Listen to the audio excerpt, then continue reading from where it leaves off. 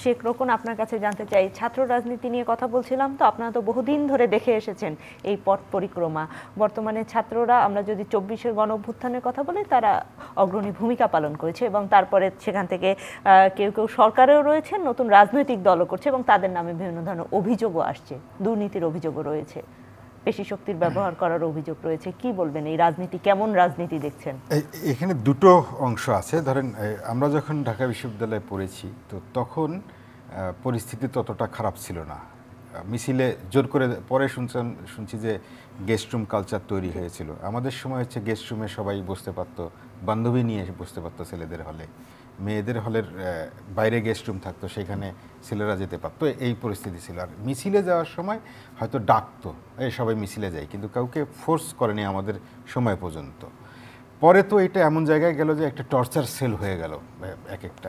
সেই জায়গা থেকে এখনকার পরিস্থিতি নিঃসন্দেহে উত্তরণ, যে একটা ভীতির সংস্কৃতি ছিল। আমার কাছে যখন আমি জসীমউদ্দিন হলে থাকতাম, তো ওই হলের ছোট ভাইরা নানা উপলক্ষে যখন আসতো, তো তখন দেখতাম যে ম্লান মুখ, ভীতিকর চেহারা, সব কথা বলতে চায় না।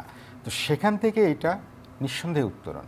কিন্তু একই সঙ্গে যেটা নিশ্চিত করতে হবে যে এইটা যেন একটা চাপিয়ে দেওয়া শান্তি না হয়, এটা যেন একটা স্বতঃস্ফূর্ত হয়, যে আজকে বৈষম্য বিরোধী ছাত্র আন্দোলন, গণতান্ত্রিক ছাত্র সংসদ, তাদের বিরুদ্ধে কেউ কথা বলে ক্যাম্পাসে থাকতে পারবে কিনা, সেইটা যদি দেখা যায়। মানে এইটা আমরা একসময় একটা কার্টুন দেখতাম যে এখানে শুধুই শান্তির কথা বলতে হবে, মানে সেরকম যেন না হয়। যে এটা একই সঙ্গে ছাত্রলীগের সময় তারা যখন আওয়ামী লীগ ক্ষমতায়, তখন যে আচরণটা করেছে সেইটার বিপরীতটা হতে গিয়ে যেন এমন না হয় যাচ্ছে, ঠিক আছে এটাই বলতে হবে যে এটাই ঠিক, এটাই শান্তির, সেই পরিসরটা চাই। আর ক্যাম্পাসের বাইরে গণ অভ্যুত্থানের, এটা তো তারা গোটা দেশবাসী তাদের কাছে কৃতজ্ঞ যে তারা একটা দীর্ঘ দুঃশাসনের অবসান ঘটিয়েছিল গণ অভ্যুত্থানের মধ্য দিয়ে। তারপরে তাদের আমরা 3 ধরনের ট্রান্সফরমেশন দেখলাম। একটা হলো গণ অভ্যুত্থানের আগেই বৈষম্য বিরোধী ছাত্র আন্দোলন গঠিত হলো এবং সেখানে অনেক মত পথ, রাজনীতি, আদর্শের, এমনকি ছাত্রলীগেরও অনেকে, আমি যতদূর জানি, যে সেখানে যুক্ত হয়েছিল বৈষম্য বিরোধী ছাত্র আন্দোলনে। পরে আমরা সেপ্টেম্বরে এসে দেখলাম তারা একটা নাগরিক প্ল্যাটফর্ম হলো, সেটাকে নাম দিল জাতীয় নাগরিক কমিটি, এবং ফেব্রুয়ারিতে এসে রাজনৈতিক দল হিসেবে গঠন হলো। এই যে পরিক্রমাটা, বৈষম্য বিরোধী ছাত্র আন্দোলন, জাতীয় নাগরিক কমিটি এবং জাতীয় নাগরিক পার্টি, এর মধ্যে কিন্তু প্রত্যেকটা ডিভিশন হতে হতে এগিয়েছে।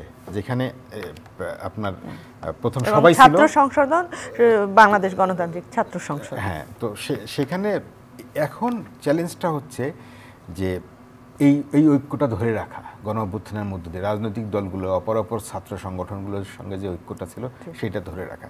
রাজনৈতিক দল হিসেবে যে ঐক্যমত্য ছিল যে আমরা একটা গণতান্ত্রিক ব্যবস্থা চাই, আর যেন ফেসিবাদের উত্থান না ঘটে সেটা চাই, সেই ঐক্যমত্যে ইতিমধ্যে চিত ধরছে।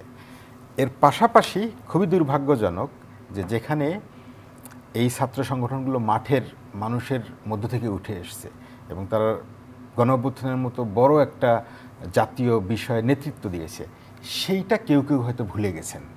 দেখি যে অনেকে একটা, যেমন আমাদের একজন ছাত্র নেতা, উনি একটা গাড়ি বহন নিয়ে গেছেন, সেইটা মানুষ ভালোভাবে নেয় নাই। অনেকগুলো গাড়ি বহর হয়েছে, কোনটির কথা বলছেন? 135টি গাড়ি বহর সার্জিস আলমের এটা বলছি, যে সেটা ভালো। একজন আমরা দেখছি যে এনসিপির একজন নেতা সচিবালয়ে গিয়ে তদবির করেছেন, এনটিসিবিতে বই মুদ্রণ নিয়ে, এনসিটিভিতে, তো সেগুলো ভালোভাবে নেয় নাই। তো মানুষের ভালোবাসা পাহাড় সমান ছিল। আমরা 71-এ মুক্তিযোদ্ধাদের প্রতি যেরকম ভালোবাসা দেখেছি, 90-এর গণ অভ্যুত্থানে তখনকার ছাত্রনেতাদের প্রতি যে ভালোবাসা দেখেছি, সেরকম ভালোবাসা ছিল। সেইটা ধরে রাখার জন্য কারো কোনো মহলের আমার মনে হয় ঔদাসীন্য আছে, অবহেলা আছে, এবং এইটার পরিণতি আমরা 71-এ ছাত্রনেতাদের দেখেছি যে জাসদ তৈরি হলো বিশাল প্রত্যাশা নিয়ে, এবং সেটা এখন জাসদের পরিণতি আমরা জানি।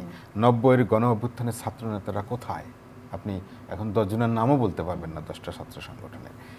সেরকম মানুষ যেমন ভালোবাসা দিতে পারে, মানুষ আবার ভালোবাসা ফিরিয়ে নিতে পারে, সেইটা হলে দুর্ভাগ্যজনক হবে। এখনও সময় আছে, বিলম্বে হলেও। একটা জীবনানন্দ দাশের কবিতা আমার খুব মনে পড়ে যে এক ভিড় হরিয়াল পাখি উড়ে গেলে বোঝা যায় দু পায়ে হেঁটে মানুষ কতটা যেতে পারে, এরকম কাছাকাছি আর কি।